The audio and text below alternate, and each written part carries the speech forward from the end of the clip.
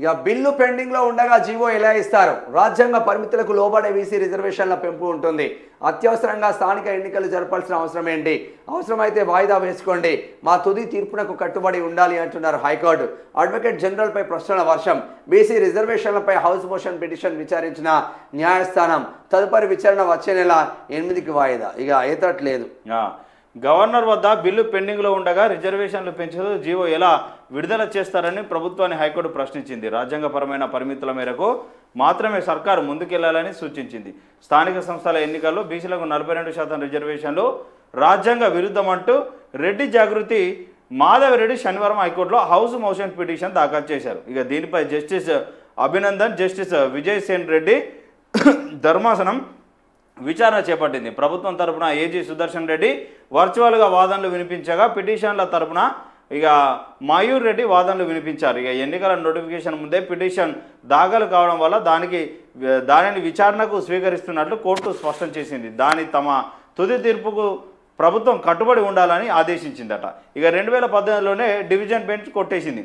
Petitioner తరపు న్యాయవాది వాదనలు వినిపిస్తూ బీసీ రిజర్వేషన్లు 27 నుంచి 42% పెంచుతూ ప్రభుత్వం జీవో ఇచ్చిందని తెలిపారు. దీంతో రిజర్వేషన్లు 60% దాటిపోతున్నాయన్నారు. ఇక ఇది రాజ్యాంగానికి విరుద్ధమని తెలిపారు. పంచాయతీరాజ్ చట్టం ప్రకారం ఇక ఇది కుదరదట.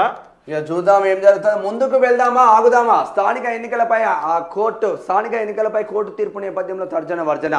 నేడు మరోసారి మంత్రులతో సీఎం చర్చించే ఛాన్స్. రిజర్వేషన్లపై గెజిట్, జడ్పీ చైర్మన్ సహా జడ్పీటీసీ, ఎంపీటీసీ, సర్పంచ్ స్థానాలకు అత్యధిక స్థానాలు బీసీలకే రాజకీయ పార్టీల ప్రతినిధుల సమక్షంలో ఫైనల్ అయ్యే అవకాశం ఉంది. మరి ఈ విధంగా చూస్తే మరి నిజంగానే మనం ఉండబోతుందా, అసలు ఉంటుందా ఉండదా అన్న చర్చ మాత్రం జరుగుతూ ఉంది.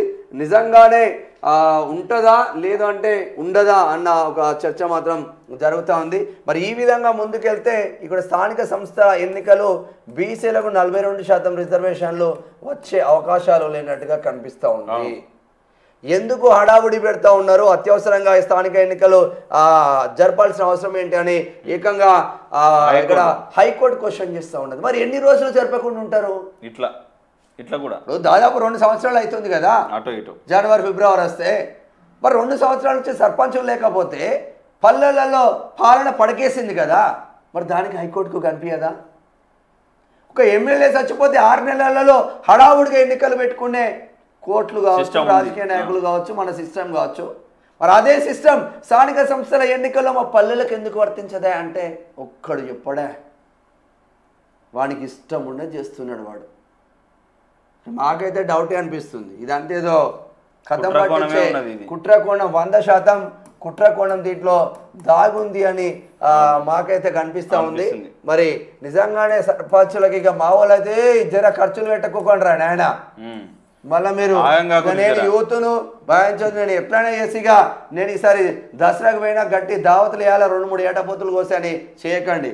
స్థానిక సంస్థల ఎన్నికలు జరిగేటట్టు లేవు, మళ్ళీ పొరపాటున మీరు పప్పులో కాలేసింది అనుకో, ఉండే అన్ని వీక్తే 50 లక్షల రూపాయలు, తర్వాత 50 లక్షల రూపాయలు ఓటర్లకు ఇచ్చినా కూడా మీరు గెలుస్తారు. మరి జాగ్రత్తగా ఉండండి.